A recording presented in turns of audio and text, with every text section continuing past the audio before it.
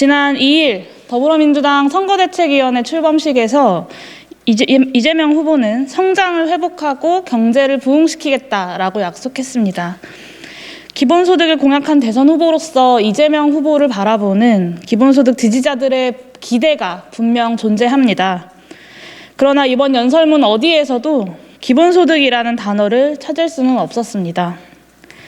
민주당 내 기본소득에 대한 반발들이 이재명 후보가 공약했던 전국민 기본소득 실현을 후퇴시키지 않을까 하는 시민들의 우려가 현실이 되는 것 같아 안타깝습니다.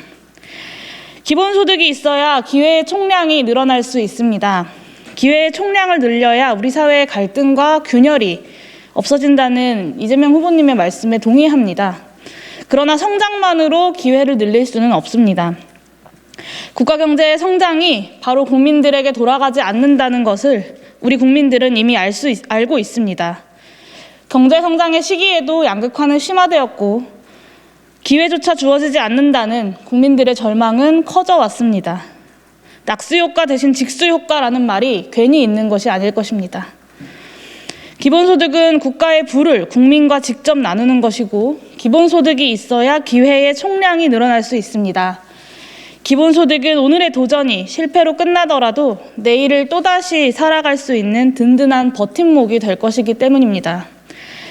기본소득으로 국민에게 투자해야 합니다. 대규모의 신속한 국가 투자 역시 마찬가지입니다.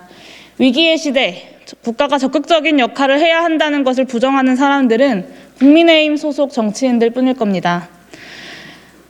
국가와 국민은 함께 성장해야 합니다. 그러기 위해서는 국민에게 직접 투자해야 합니다. 국민을 위한 직접 투자가 바로 기본소득입니다. 지금처럼 삶 자체가 불안정한 사회에서는 혁신보다는 생존에 매달릴 수밖에 없습니다. 기초과학과 첨단기술 역시 마찬가지입니다. 단기적인 생존을 위한 과학과 기술은 오래가지 못합니다. 경쟁력이 없습니다. 경쟁력 있는 기초과학과 첨단기술은 그것을 이룰 국민의 역량으로부터 나오고 이는 국민을 위한 투자인 기본소득 없이는 불가능합니다.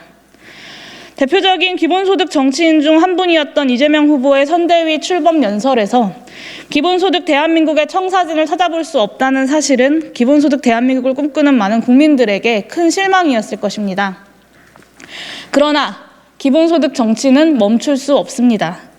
코로나19, 4차 산업혁명, 기후위기까지 3중의 위기가 닥쳐오고 사회적 대전환이 진행되고 있는 지금 우리에게 필요한 대안은 바로 기본소득입니다.